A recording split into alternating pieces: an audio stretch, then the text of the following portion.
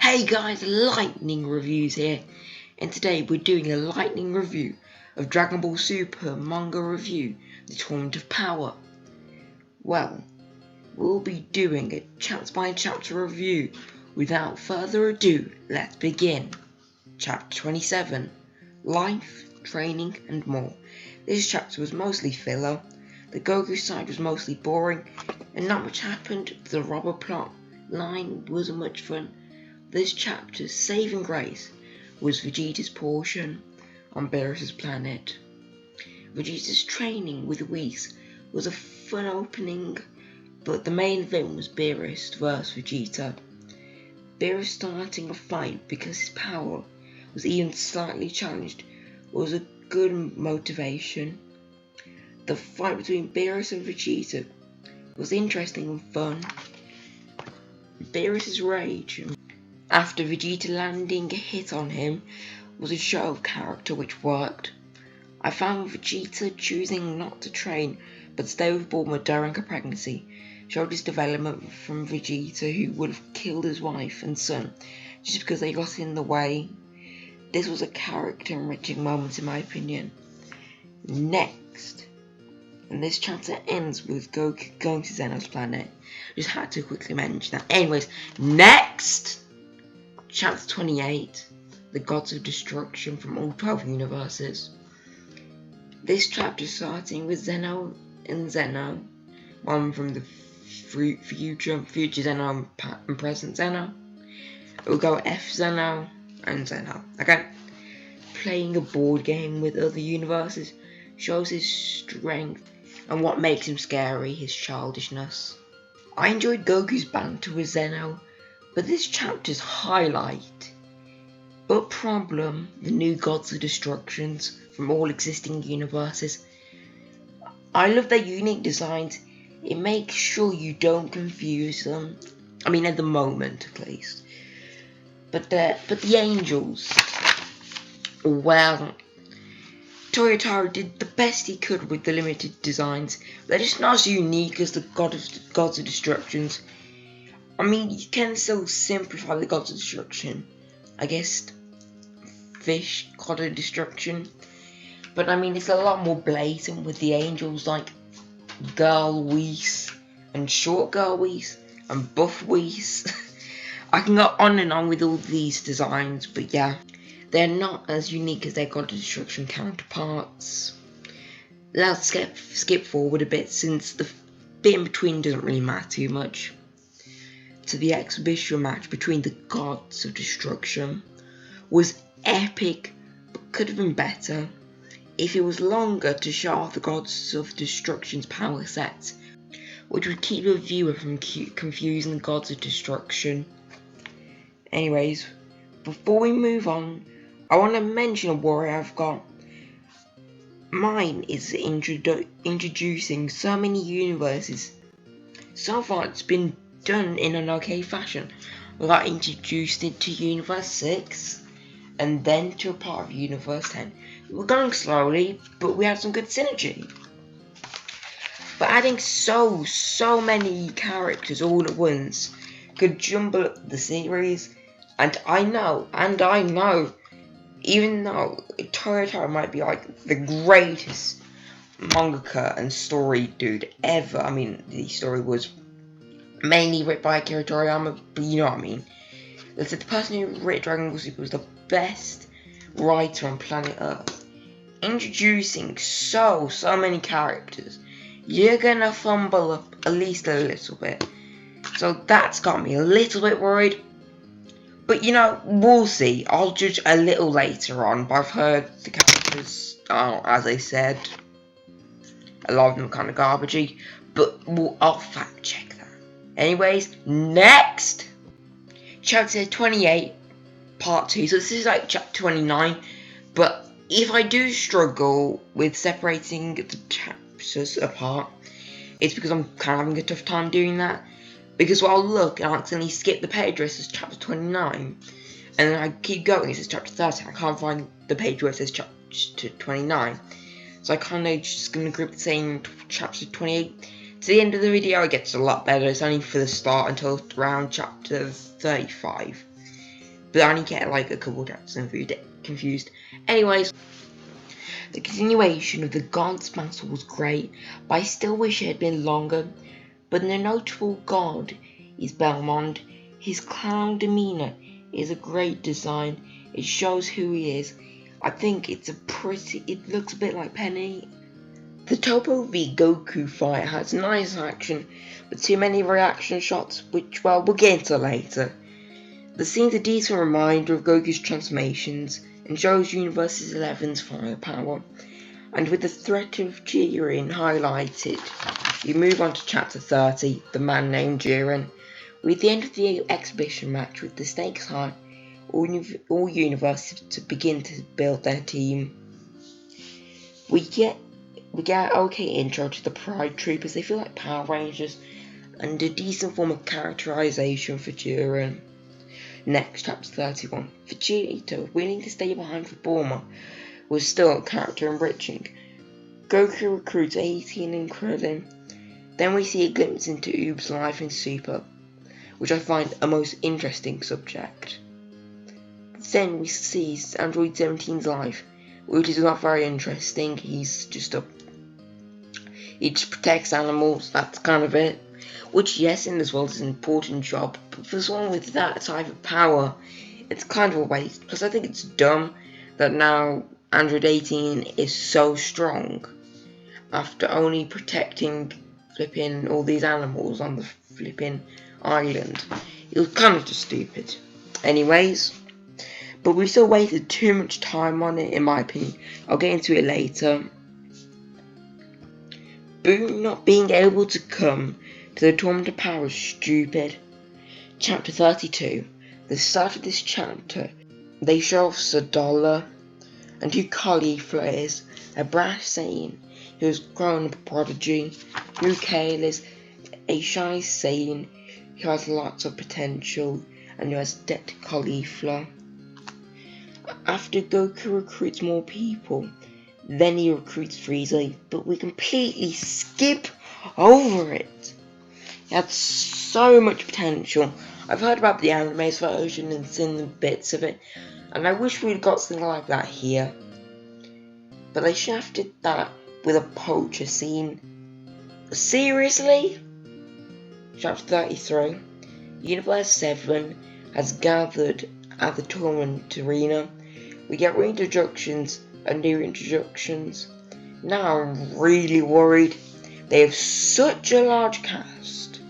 I know that some characters will be shafted. Some important fights are gonna be cut short, and a lot of times are gonna be wasted. We then get a great shot of Universe 7's entire team. The Tournament of Power has officially begun.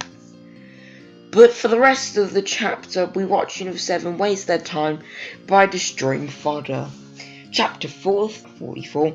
In this chapter, Frost and Frieza have an interesting teacher-student teammate dynamic, but the rest of Universe 7 is fighting Universe 9. This was nothing special, but the chapter ends with Universe 9's destruction, establishing the stakes.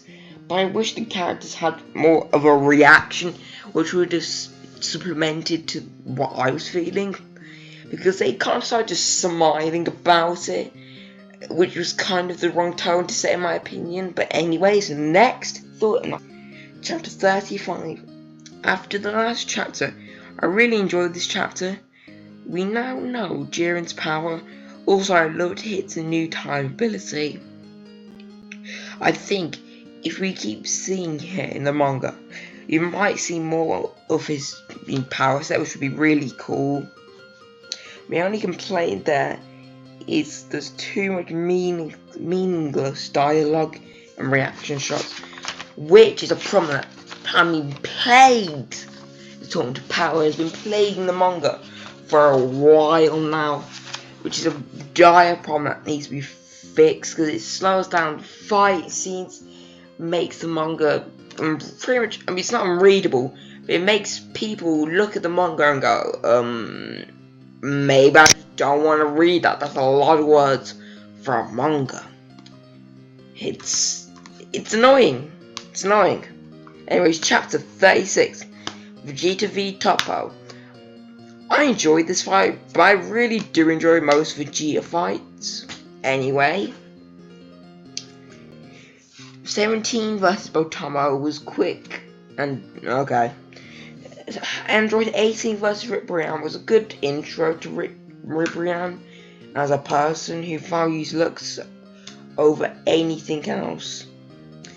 And the small fight was very gimmicky and boring. Chapter 37. This chapter starts with a great fight between Caulifla, Kale, and Cabba versus Frieza, where we see Frieza's anger towards the Saiyans. I wish we saw Caulifla first achieve Super Saiyan or struggle a lot more to achieve the Super Saiyan transformation.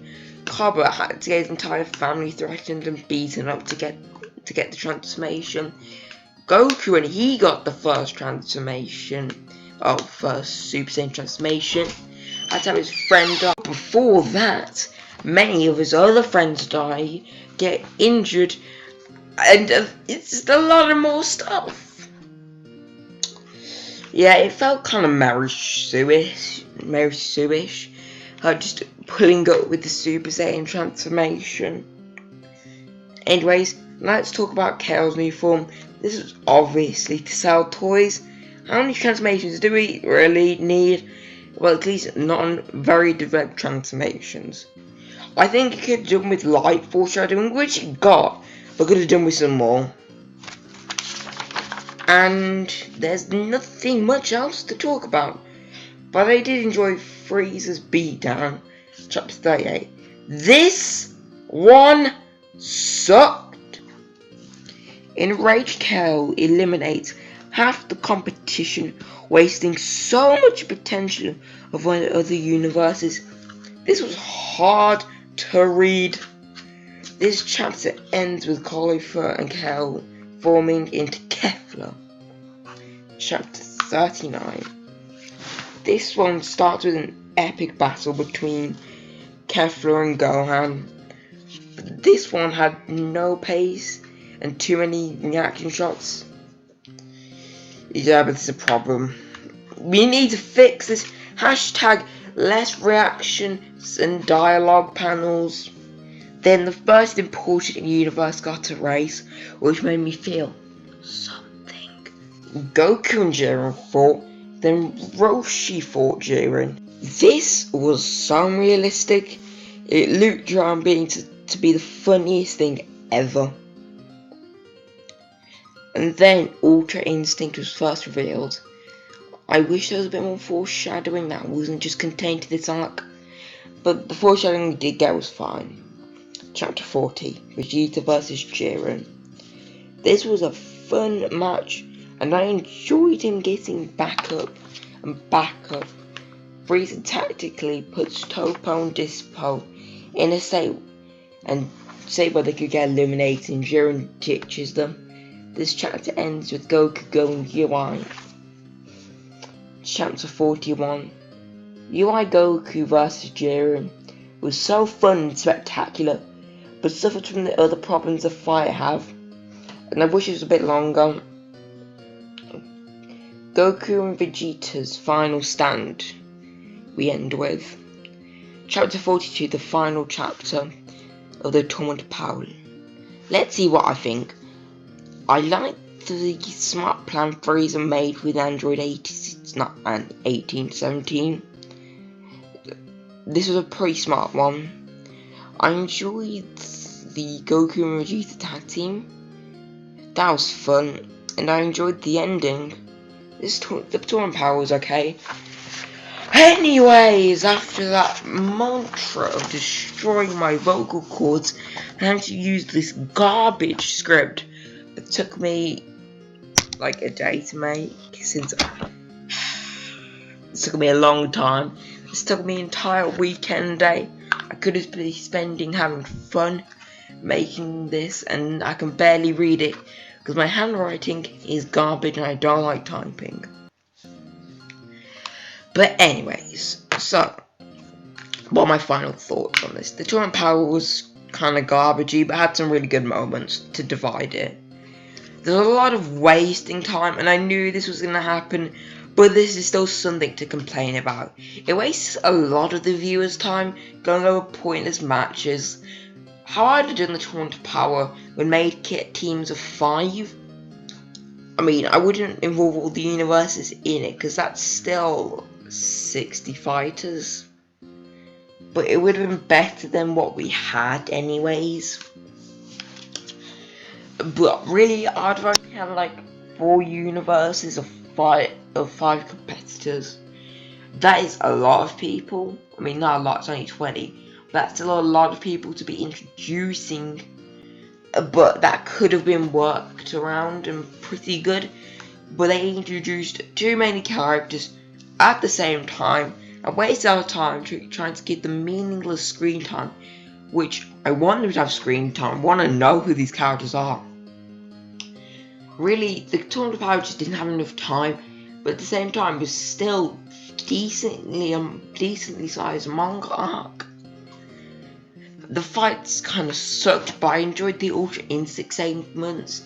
Pretty much almost all the Frieza fights and pretty much all the Vegeta fights. Character arc, well, not character arcs, just characters in general, sucked a lot. Because we waste our time on characters that we didn't need to see, but we saw for only a couple pages. But those were a couple pages wasted on meaningful developmental characterization. Again, they wasted a lot of time on so many characters. This arc was destined to doom from the beginning. It was always another problem. It was either going to be too lengthy or turn out a bit of a jumbled mess with all the characters being garbage, a lot of the fights being garbage with a couple of little highlights in, and that's basically what it ended up turning into. But it had some characters that you will remember. Of course, Jiren, since if you thought UI Goku, but he needed a lot more characterization. But he did have a good base point in this one. Then Hit. Hit was good in this one again. Goku, Vegeta, I think they were well adapted. Frieza. I wish I had way more time with Frieza. Frieza was fun in this. He was way better than in the Resurrection movie. He was really, really fun. In this one, I actually really enjoyed him. Yeah, we could have got seen more of him, and I want to see more of Kaba. I want Cauliflower and Kale got their spotlight, but in Raid, Kale made this arc a lot worse. But yeah, with that, that's the end of my review. Next we're doing Dragon Ball Z manga, so I hope you're looking forward to that. I'm Lightning Reviews, and I'm out.